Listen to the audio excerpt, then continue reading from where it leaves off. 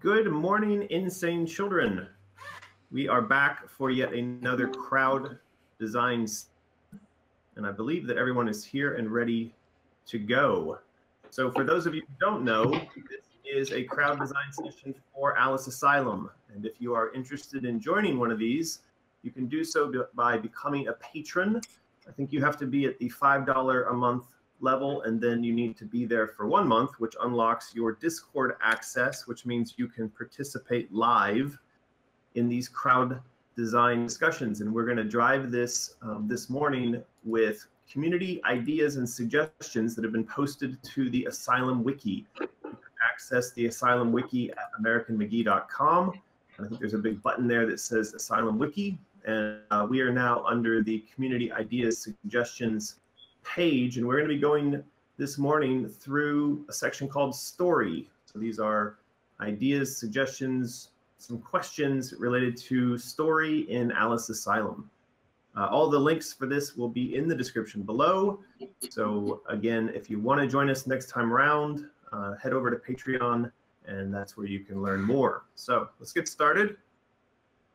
Anything from our mods this morning before we get started? Have everyone have a great 2019. So hopefully everyone had a great holiday and New Year. So there you go. That's my 2 bits. Happy New Year. Festive cheer and all sorts. So how does it work for those people in the chat who want to say something or ask a question? What they can do is they can basically say, we can see what they wrote, we can look at it, and we can say, hey, do you want to explain it more? If you have a mic, we can allow you to talk to us, and we can start having a little more conversation. So it's really up to people to get interactive on their end, too. So once we get started, we'll pull people in. Sounds good. Well, let's jump and that's right in the Writing on the Walls channel. Yep, in the Writings on the Walls, and make sure everyone's looking at Writings on the Walls and everyone's listening to Whispers of Insanity. So. Alrighty, well, we're just going to jump right in. Section is story, and one of the first, or the first, comment or question here is that at the beginning of the game, all inhabitants of Wonderland will be in denial of anything bad happening, including Alice herself. And I think there's a kind of follow-on to that, that the denial stage should begin looking like London, as Alice doesn't realize that her family has died and she is in Wonderland. So I think both of these, for those of you who are just learning about the story, Alice Asylum is going to be modeled after the stages of PTSD. And so the early stages of the game will be modeled after the first stage of PTSD, which is denial. We actually have a stage before that, which is chaos. That's sort of the confrontation with chaos, which then sends her into PTSD. But these comments are specifically about the stage called denial. And we do have artwork which shows Wonderland in a sort of beautiful, unmolested, sort of typical presentation. And that would kind of echo Alice's mental state of being in denial. I don't think there's anything controversial about these thoughts or comments here. Does anybody have anything else they want to add? I quite like the idea of, having a London stage where sort of like bits of Wonderland could creep in from like the periphery. Like, was that something mad I just saw down the alleyway? I don't know. Let's go and investigate. A lot of people have said that they'd like to see London in some form in Asylum. I think having London as a staging area that's literally falling apart almost or burning away would be very interesting to play with, the whole like under Wonderland burning into London almost. So you see that melding of things. Yeah, I know that there's been a lot of people who've said they'd like to see more of London in general in the games. So maybe what we can do is sketch in something here where denial maybe even takes the form of Alice sort of going as far as to deny her asylum. That's an interesting noises you're making there, Taylor. Yeah, we can hear your keyboard. My bad.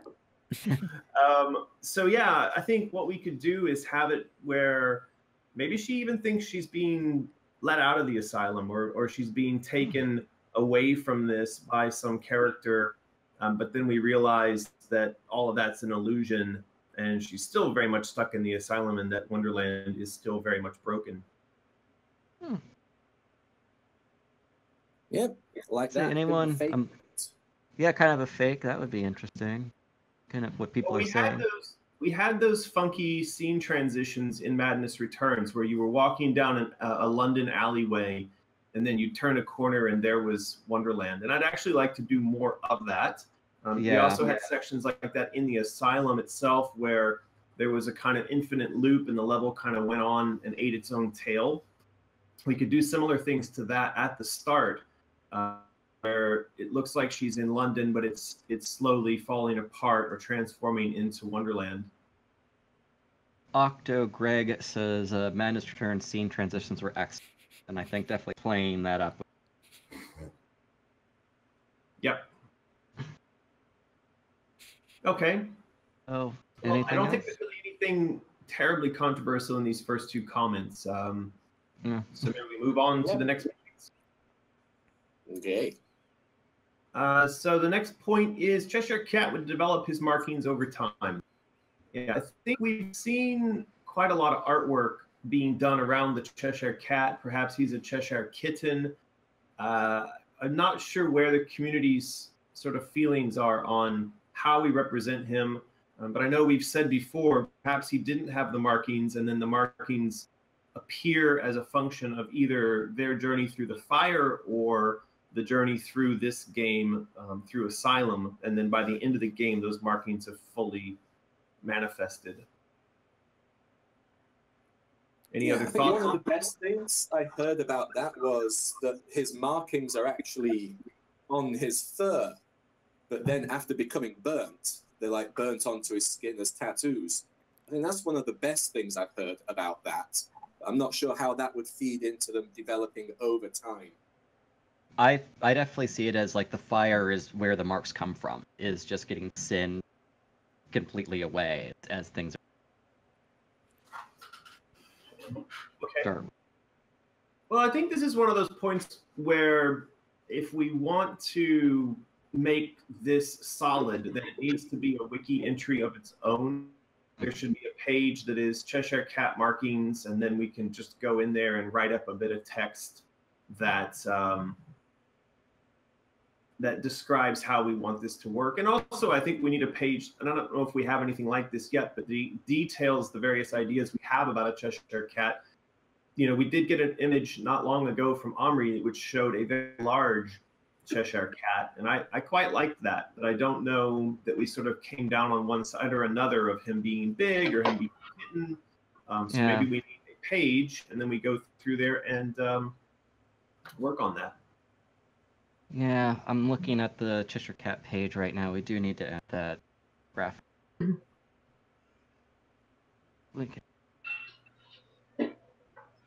Okay. There is the next suggestion here, number 4, a cutscene of Tea Time with the Hatter.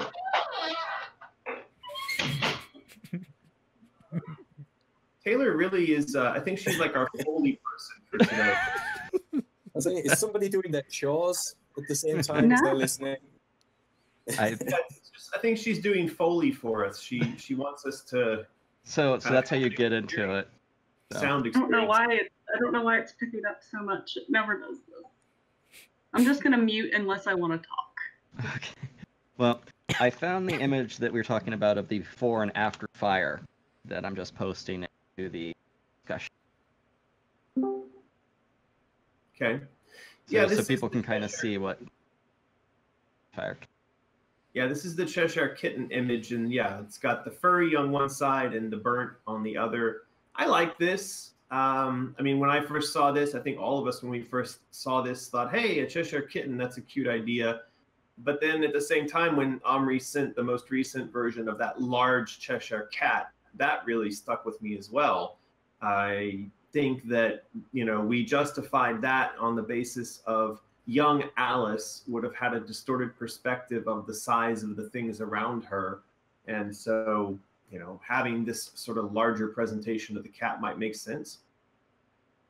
And I did like that idea that young Alice would see things as bigger. But And you're right, also- that kind of, it's one of those ideas that's so good, it kind of just sticks with you. Another thing is in Lewis's Carroll's works, a lot of it deals with things getting bigger and smaller throughout. So playing with that is important kind of homage.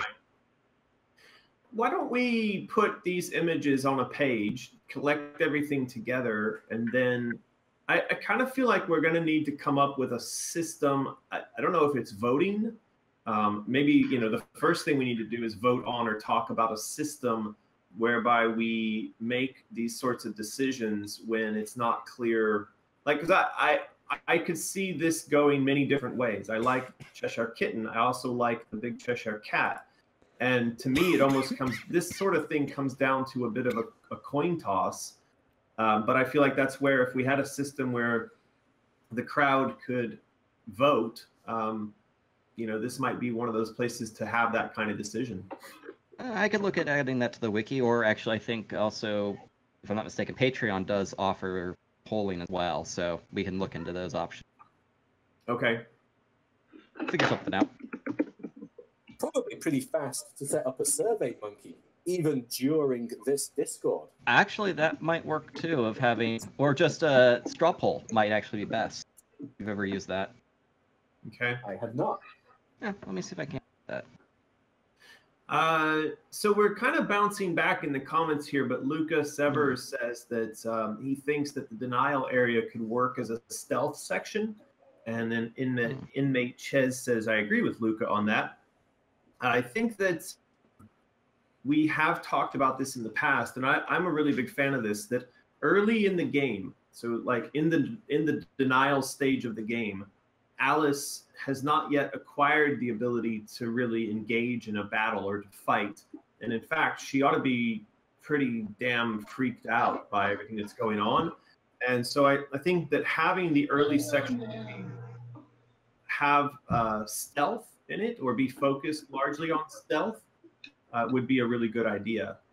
And maybe we could write that in notes on that section as well. So kind of almost like start it with almost stealthily moving around London, in fact, so give people kind of that double whammy of trying to figure out maybe she's escaped, maybe she's in a situation where she doesn't want to be found out, which gives that stealth aspect. I think that's a great idea. And I think also having a section like that where you've got these sort of looming, larger than life, freaky Londoner characters who are coming up and asking her, is everything all right? Are you lost? Where's your mommy kind of stuff.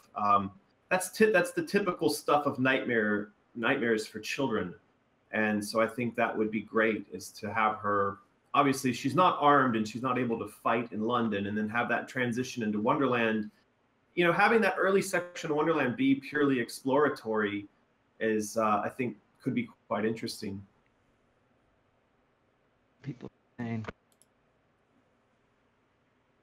Yeah, I'm looking what Octo Greg Chicken is saying, that you can teach people the controls as well, which makes sense because people don't have those manuals anymore in the day. Right. Okay.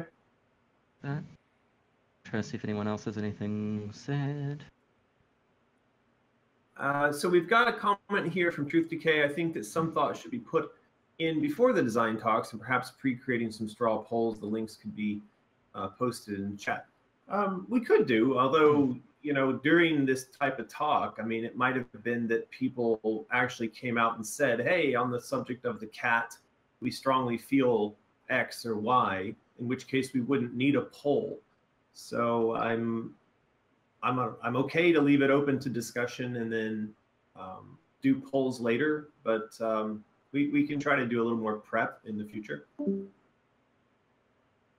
What were the two things that you said that you wanted to have people talk about Chesh real fast? So having a big fluffy, or I'm sorry, American.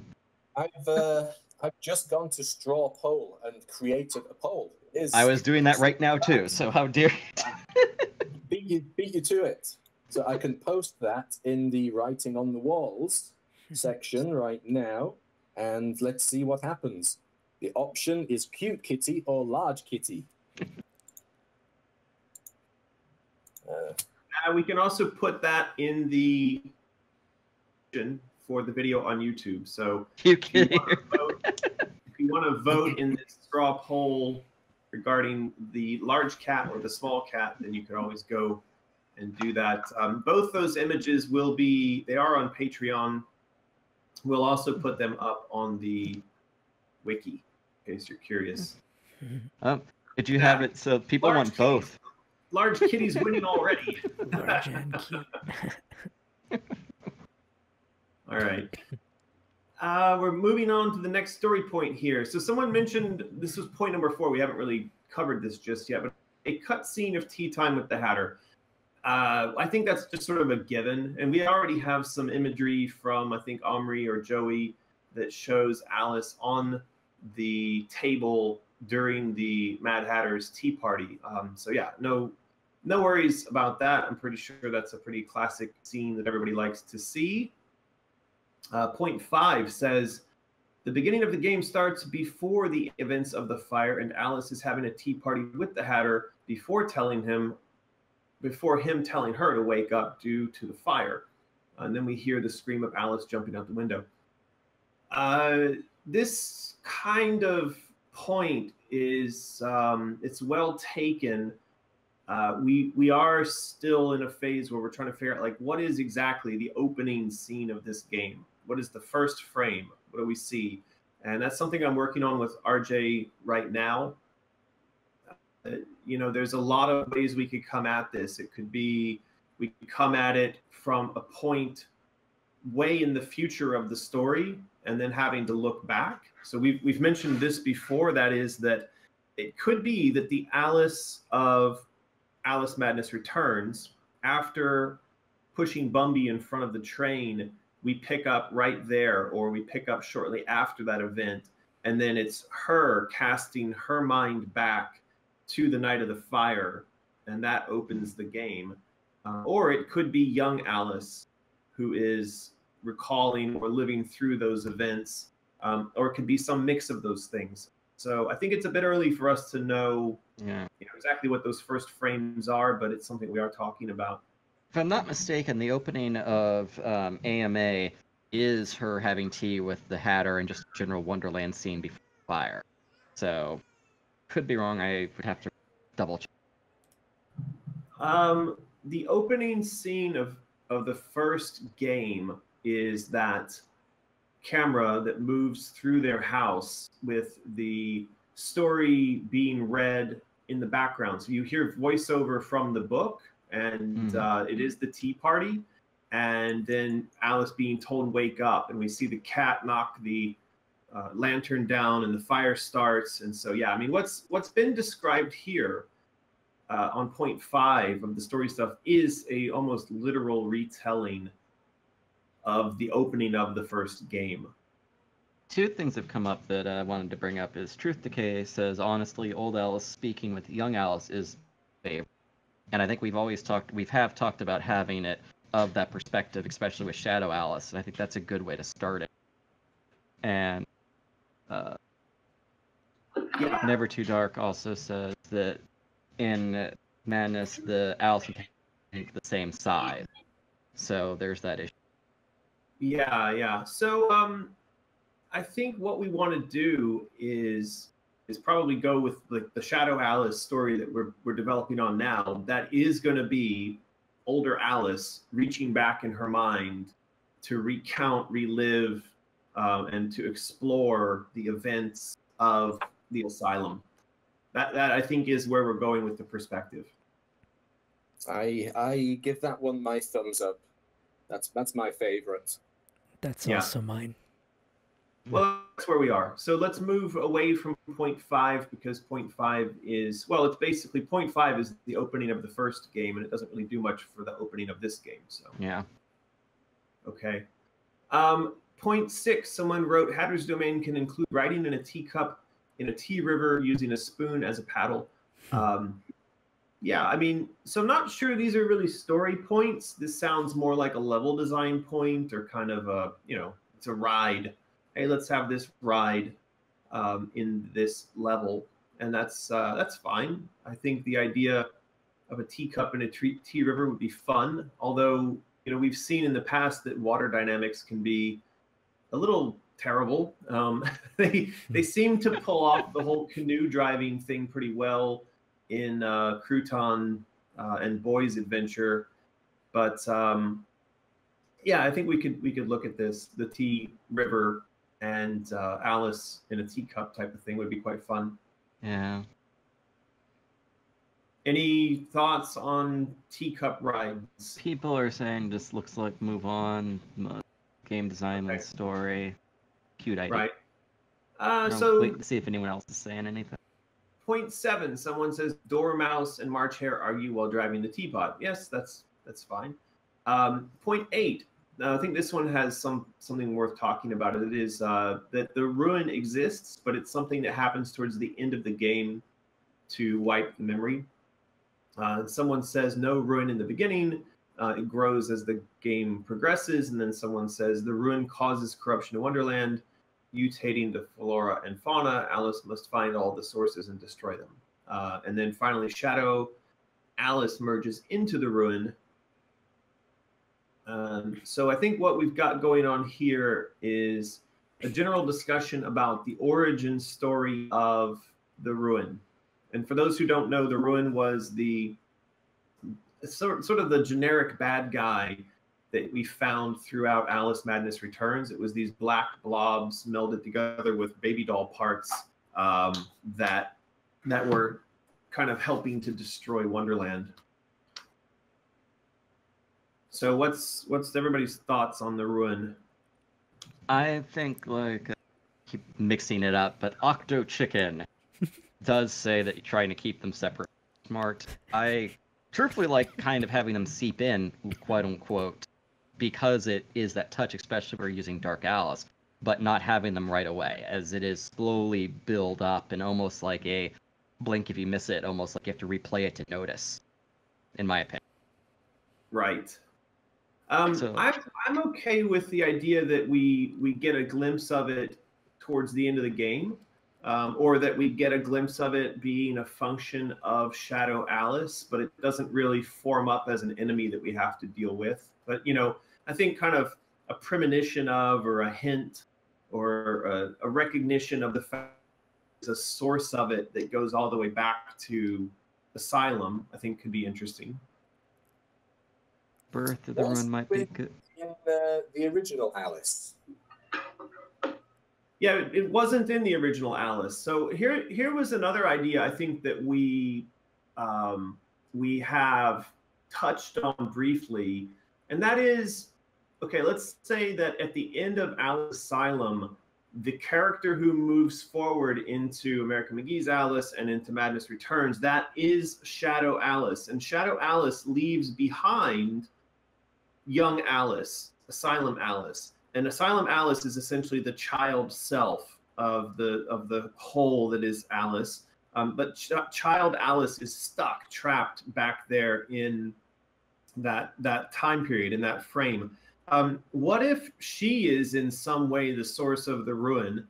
So in a sense, the longer she's stuck back there, the more upset she becomes. And then she manages to kind of project the ruin forward into Madness Returns. So it's, again, I mean, all of this is a metaphor for Alice's psyche fighting with itself. But we could have something where at the end of Asylum, we hint at the ruin and we see that child Alice kind of contains it.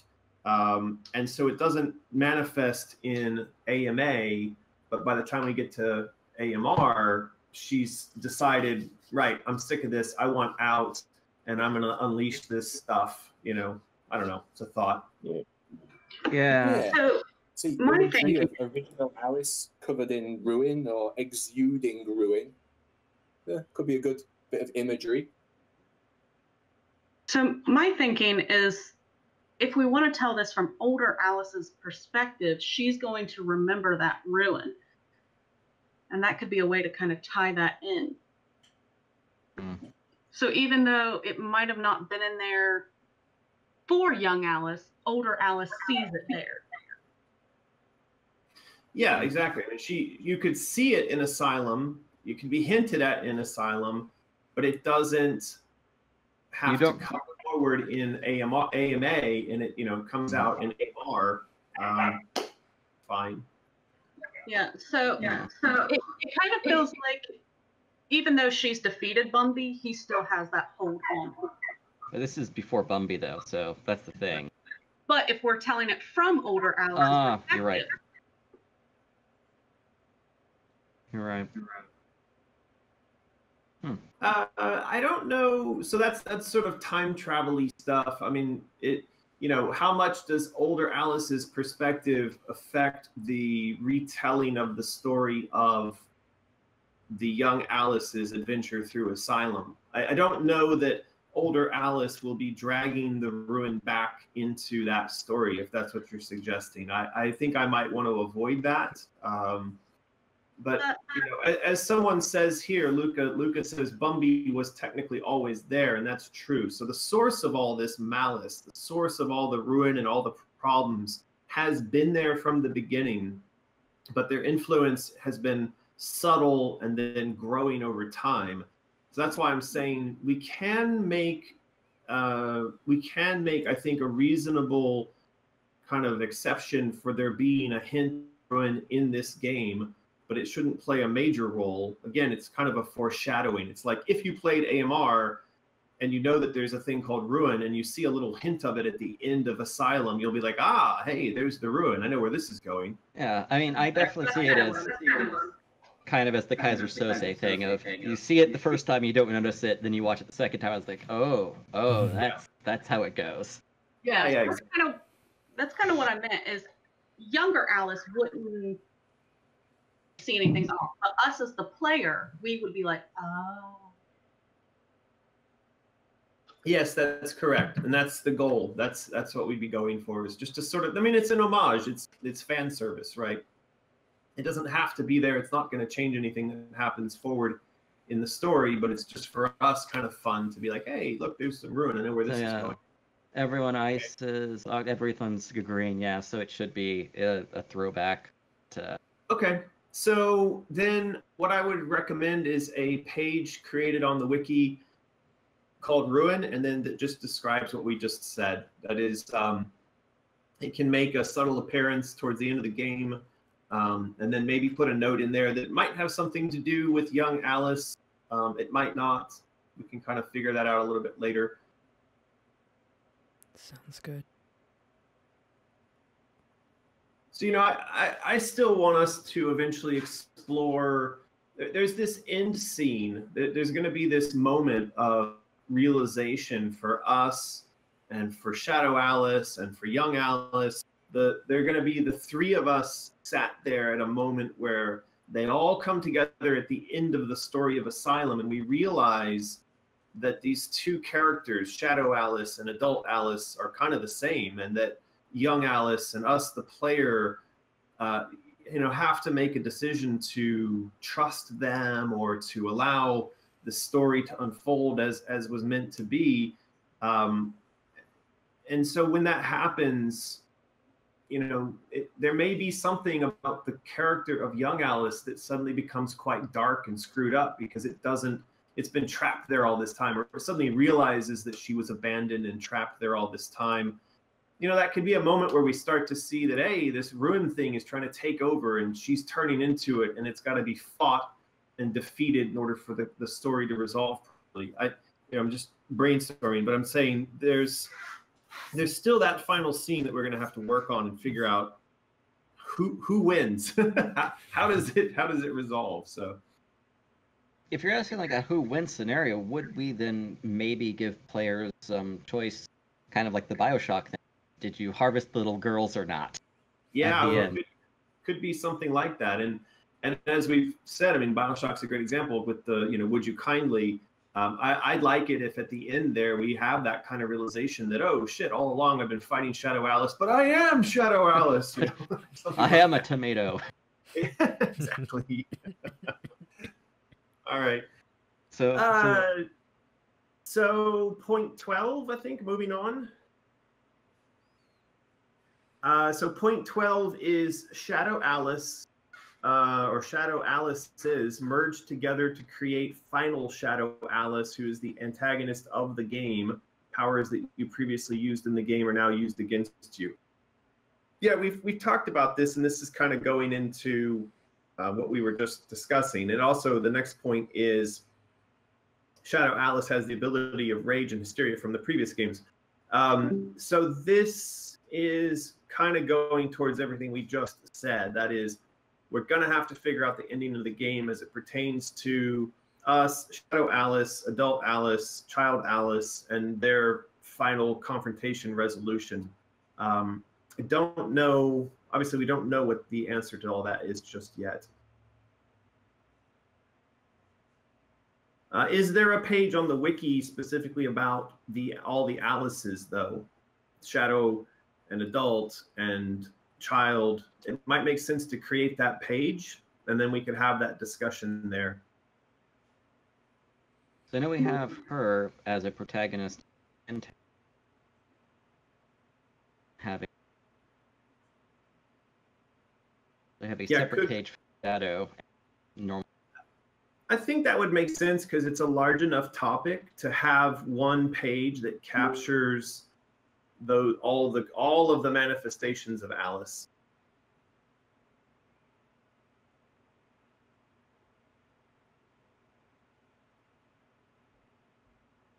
Yeah? Yeah, I'm sorry, I'm just working on it. Okay. Trying to think of a way to...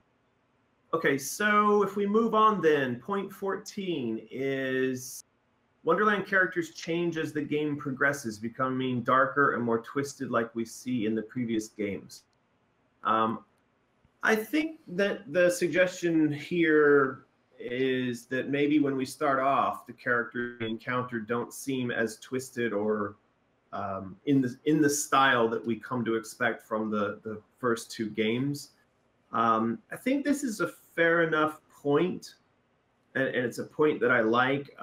But I just want to say it is an expensive point to make, in that it means we would have characters at the beginning of the game that maybe we never see again. That's not the end of the world, but it would mean creating a set of characters who are sort of pre-darkness Wonderland characters, and then having all of them have a second variation that is dark and scary. But that's really just an art creation, art asset question. So in the denial stage, we might just create a handful of, denial Wonderland characters who are all happy and sort of what we would expect from a child's imagination, a normal child's imagination. Yeah, it ties into kind of what we've mentioned before, hasn't it? It's like Wonderland changes as you play through it. But again, you said it's how did you describe it? It's like asset tourism or something. Right. Walking simulators as well. It does unfortunately fall into that category of more money to actually just make more and more character models. Well, it's a fantastic idea, for sure. Yeah.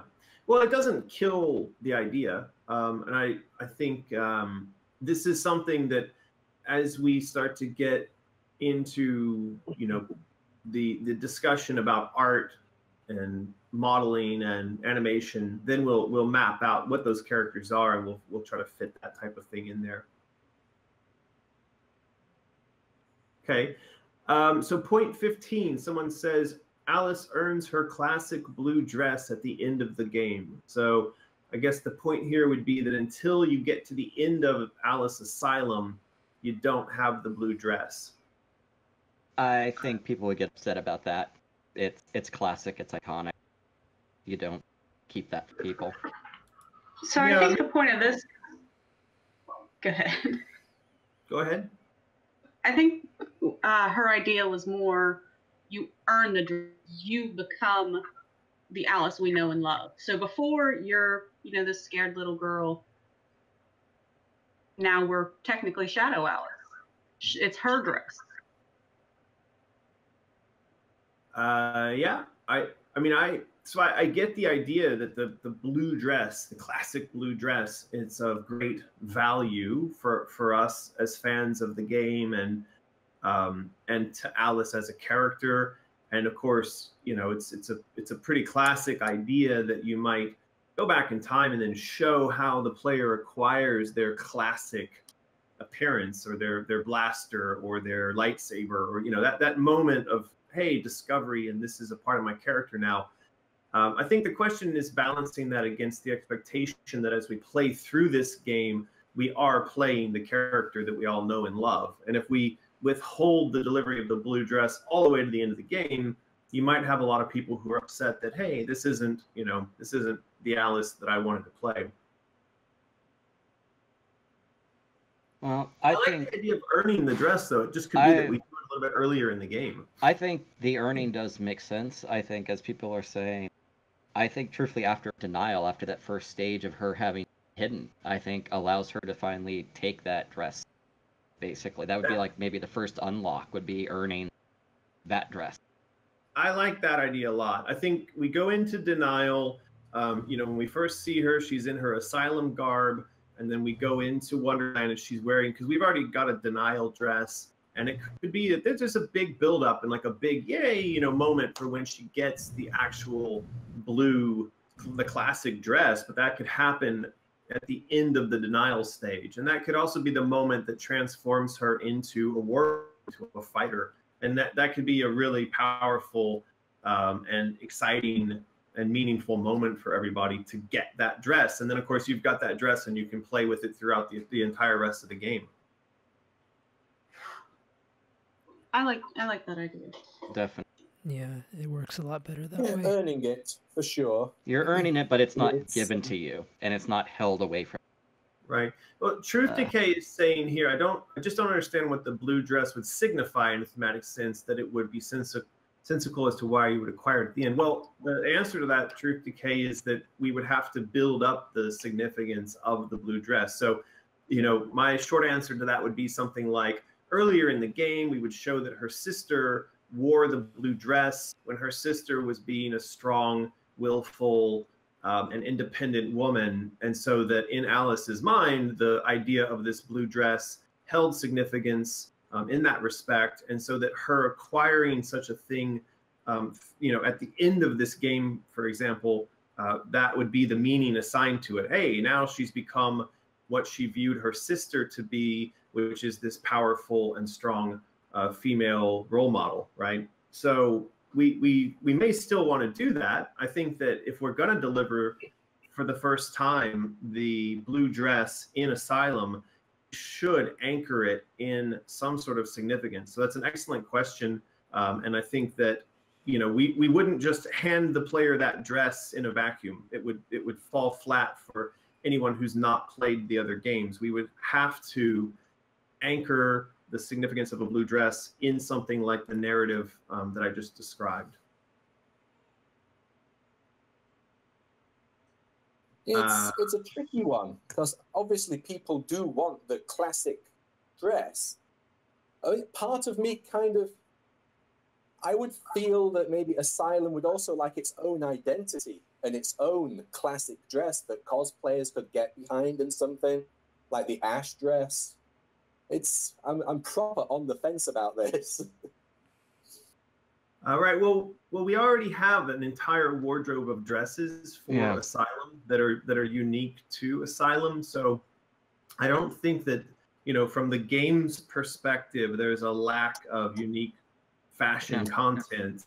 But again, the blue dress is what we consider to be the classic dress, and we do have an opportunity here to, as was asked, you know, here by Truth Decay, establish the significance of, or create the origin story for the blue dress. So this would be just like, you know, we all loved Indiana Jones and we all loved the fact that he used a whip to defeat his enemies, but, you know, at some point in one of the movies, they established where he got the whip and how he got that name. And, oh, by the way, that was the dog's name, not your name, right? So we connected more with the character by virtue of understanding the backstory of either the character's identity or these elements of dress or weapons that kind of help us identify who that character for being who they are. And yeah, that was in the third one, The Last Crusade, and those movies really At least that wasn't as bad as the dumb crystal alien one, but Hey, don't talk about Crystal Head vodka like that. I mean, Lion Cage, didn't he? yeah. but no, I think the problem is because it's iconic, people want it. So that's the Yeah. thing. It's that balancing act of having it, and people are saying, we don't want to railroad her into that. But in the same vein, I think having it as an option right away, after that first changeover, best. Well, I think what we're saying here is she gets the blue dress at the end of Denial. Yeah. And through, from the first frame of the game up until that point, we need to have some content put in there that explains why a blue dress in particular is significant to her psychologically and as a character. This is our opportunity to do that. I would suggest that it has some sort of link to her sister, so that she saw her sister in a similar blue dress, something that she admired or had aspiration to becoming, and that's why this dress became so important.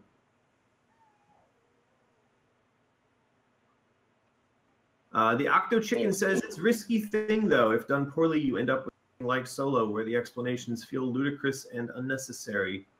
Yeah, I mean, that's where I think the phrase fan service comes in. You want to not do it in such a ham-fisted way as that the entire film seems like, or the entire story seems like a setup for the delivery of these explanations. And of course, I don't think we're on a path to doing that, because this is literally the first time we've ever discussed there being any sort of, an explanation for why a thing is the way it is. Now, I'm sure we'll have a few more of these, but I don't think that the entire game is going to become one big long service to, hey, why does she have a vorpal knife? Or, hey, why is her dress blue?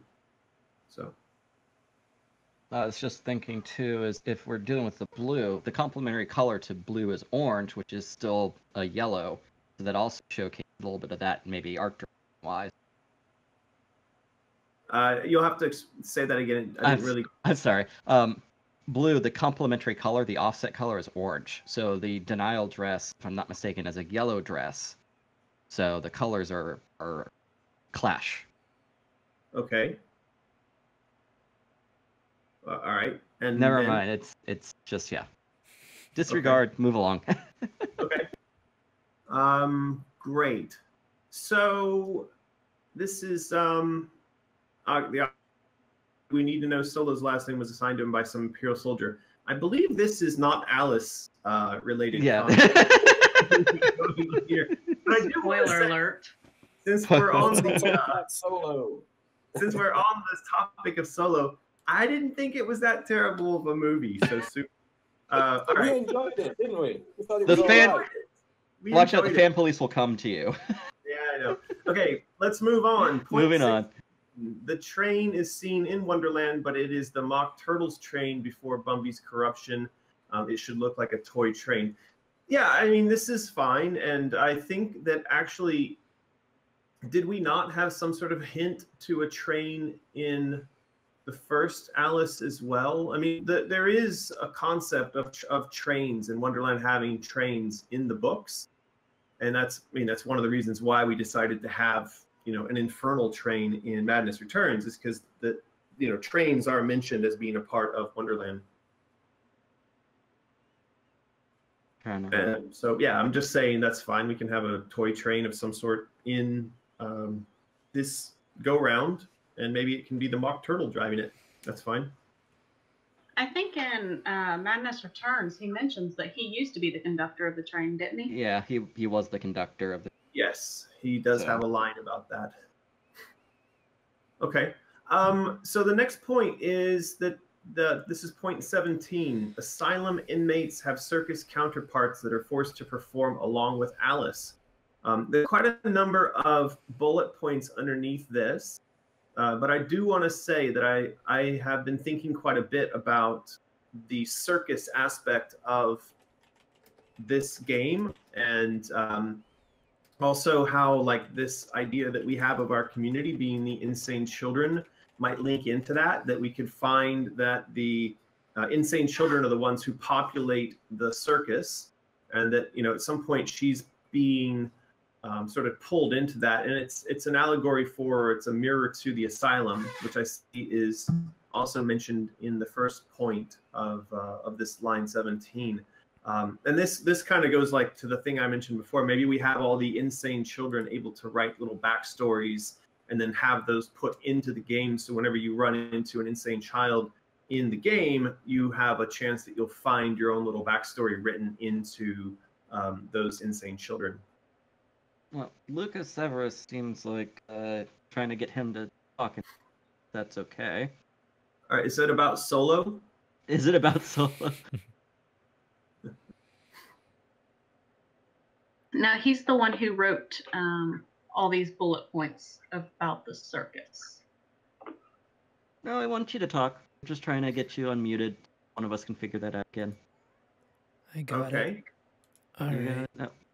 I'm sorry.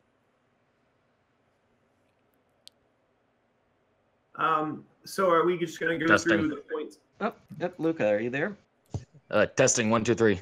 Excellent. So you had some Okay, points you're to getting make. me? Okay, wow, Yep. this is my first time chatting live. I'm actually very nervous right now. All right, Luca, how's it going? It's going okay. It's going. I mean, the year's been off to a fairly rough start, but I think it'll get better as it goes. Well, if it's bad now, it can only get better, right? It always gets worse before it gets better. Okay. Well, I hope it gets worse and then it gets better. So were you saying that point 17 is stuff that you've written? Yes, it's stuff I thought of. Okay, great. Well, I think we are going to end up having a fairly large circus section in Asylum. I think everyone's seen the Tweedledee, Tweedledum, presented as circus, sort of the guys running the circus. And then, of course, Alice herself has got a circus dress. And we've said before that we think perhaps, so a lot of people hate that circus dress. They were like, oh, this looks awful. It makes her look like some sort of demented Ronald McDonald. We hate clowns. Alice would never dress like this. And the response to that I was... thought she was being forced to dress like that. That is exactly the response to it. She's being forced to dress that way. She doesn't like it. And of course, the circus itself is a giant horror show. So you've made some points here. I guess we can go through those points. Okay. I'm down. So yeah, you've said here circus performers represent the mistreatment from the asylum. And so starvation, head screws, lobotomies, leeches. And yeah, I think having these performers be like the kids from the asylum is a good idea. Okay. Thank you. Anything you want to add to that? You have the floor right now. Well, so. Is there a point about the trapeze jumpers? I don't know if Taylor ever got a chance to add those. There was going to be for the inmates who committed suicide because it just got too much for them, like they hung themselves or they jumped off the roof. The idea is that they get forced to do the trapeze act, of course, and they purposely let go when they might end up falling on Alice, Yeah, I mean that's a pretty screwed up idea. I like that. I can imagine you were in a sort of tent, circus tent, and then overhead you see there are children performing the trapeze act, but they're intentionally letting go and breaking their own necks, and then they're forced to do this over and over and over again. Could be quite a dark space. Mm-hmm. Is that what you had in mind? Yeah, that's what I had in mind. Yeah. I think the most complex idea I thought of there was about the inmates who were on good behavior. Right. Right, but I think there's too much to cover there right now. I'm sorry for interrupting you. What were you going to say? No, I'm waiting. I'm waiting to hear your idea about good behavior inmates. Well, of course, the idea about them is that they look fairly normal because, well, they're like complete suck-ups to the orderlies. They just do whatever the orderlies say and say what they want to hear. So because they're aware of the mistreatments that take place in the asylum, and they don't want any part of that, and they're just trying to keep up a good act until they can get out. Right. Well, I think that's a good allegory for a lot of things that go on in life and in the world around us even today. People who go along to get along, even though they know that the systems in which they're participating are actually making the world a worse place for everyone. And eventually that is going to come to them as well. So that might be part of what we'd want to show. Extension to that story is you've got these inmates who appear to be on good behavior and who are receiving some sort of benefits, but that as Alice adventures through this area, perhaps she finds out that those same good behavior inmates are being tortured or dealt with in some awful way in the end anyway, right? So that could be part of the story. Well, you know, I mean, they could be like the people being forced to clean out the animal cages for the, like, clean up after the inmates who are lobotomized. Right. Or like, I guess the idea I'm going for also is like, if they're in the show or like there's orderlies around, they'll say things like, "Oh my, this circus is so fun. Aren't you having fun?" Right. But if there's no orderlies around and they don't have anything to do, they'll their happy faces and openly talk about how much they hate the circus. Yeah, I think that makes sense. And this is, you know, pretty typical for situations where people are being held hostage or they're prisoners, or even they're stuck within some sort of an ideological or mind, you know, a mental prison. So I think mirroring that type of stuff in this area is going to resonate with a lot of people. So I think it's a good idea. We will, I think, copy and paste a lot of these points, and then we'll have a section that's related to the circus and what's going on inside the circus and what the circus is meant to be an allegory for. I get the feeling that the circus theme, the circus area is going to be quite big. It's going to be quite a big section of the game or of the story itself. Yeah, that sounds cool. All right.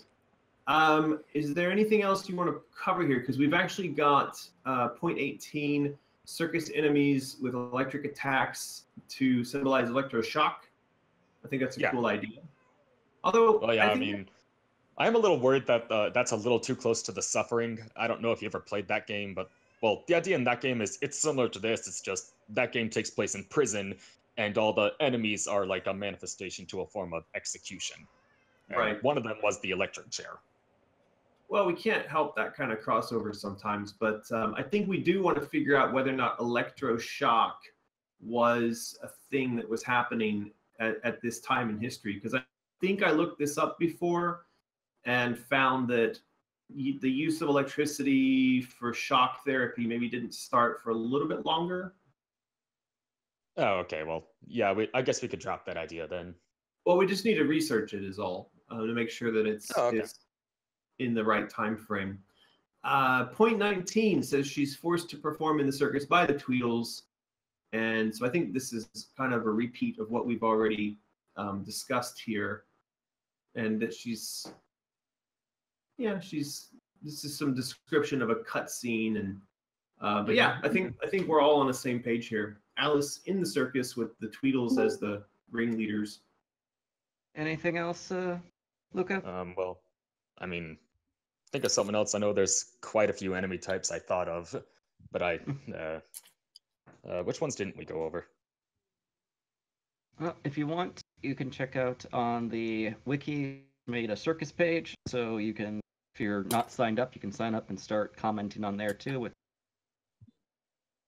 Okay, that sounds cool. Just want to jump in. I did a quick Google. Electroshock therapy was kind of introduced in the 1930s. Yeah, that's about 100 years too late. A little too late. So Never Too Dark does. That being said, I mean, we did in the first Alice game, there was a section where the Mad Hatter was doing a kind of combination of vivisection and experimentation on the Dormouse and the March Hare. So I mean, you know, we can bend reality a bit, obviously, because it's in Wonderland. But you know, it's something we can. There's lots of options for how we torture people in the circus scene. So. Yeah, good one. Okay. Well, all right. Well, thanks so much for having me on. Yeah, no worries. Thank you for the feedback. Thank you very much. I'll mute myself now. So there's a couple more points here. Point 20, Alice can be seen with holes in her head. There's point 21, Alice experiences a sort of sleep paralysis where she can see Wonderland inhabitants, but there's a doctor who notes how defenseless she is. These points, so I think, yes, we can have her with holes in her head. Inmate Ches says it was their idea, they want to explain. Are you able to take that? To explain what? The point 21. Okay. Yep. Fast.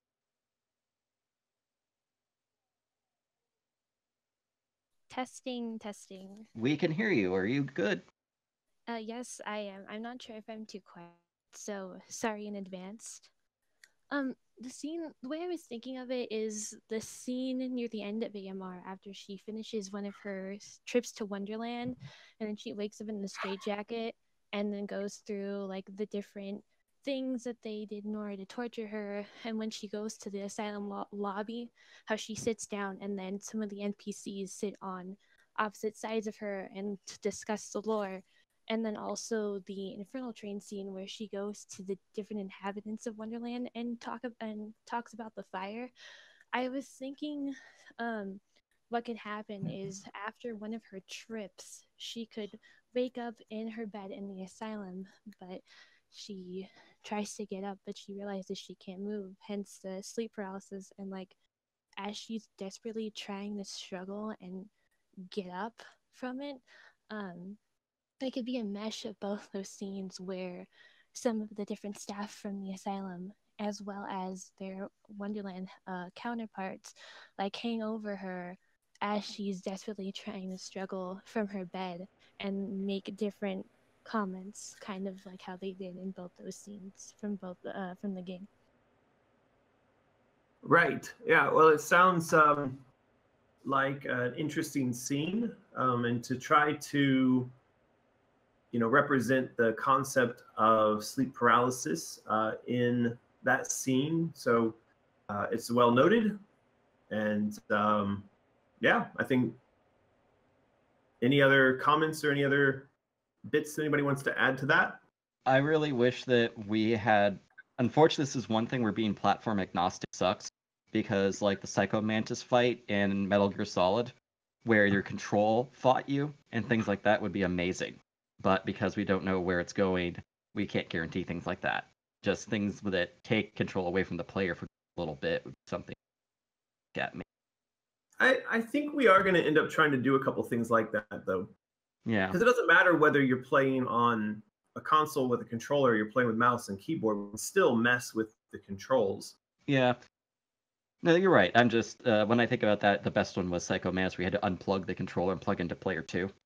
I got you. Okay, we're probably not going to go. That's what I mean. Yeah, that was crazy. That was a good idea.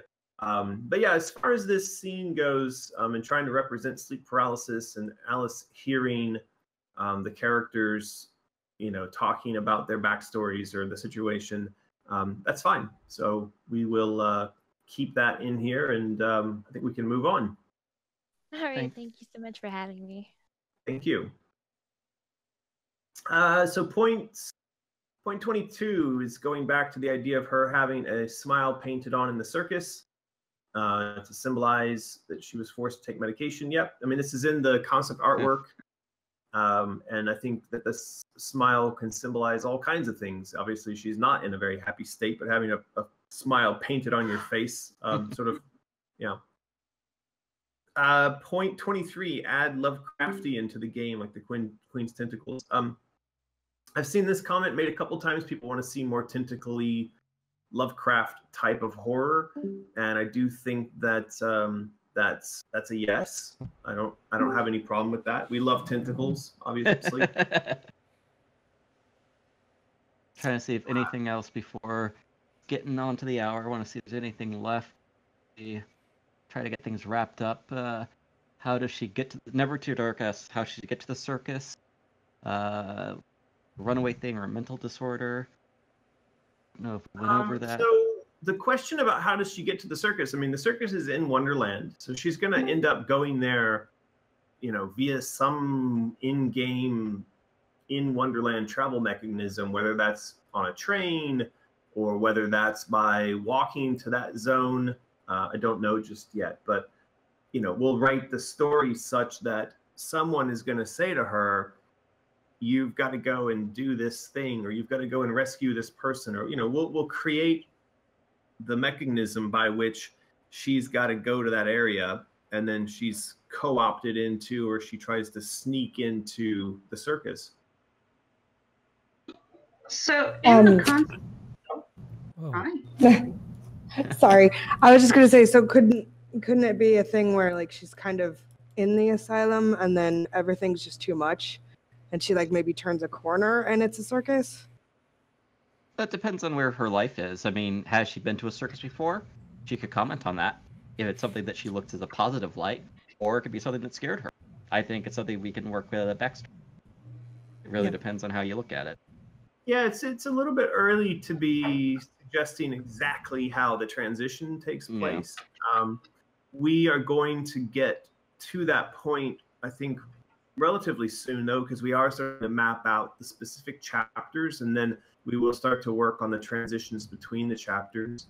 I don't know if she, at the point where she goes into the circus, is she still going to have a perspective on the world that includes the asylum? I don't know the answer to that question yet. Okay. Yeah. There's a couple more points here. So somebody, point 24, tiny Alice in a big environment. That's fine. Yes, I'm sure we will have size changing Alice stuff going on. Point 25, somebody says Alice had witnessed different crimes in London and it affects her in Wonderland. Not sure about this one because we're talking about 13-year-old Alice, who I think up to this point has lived a fairly insulated life at the family home in the countryside.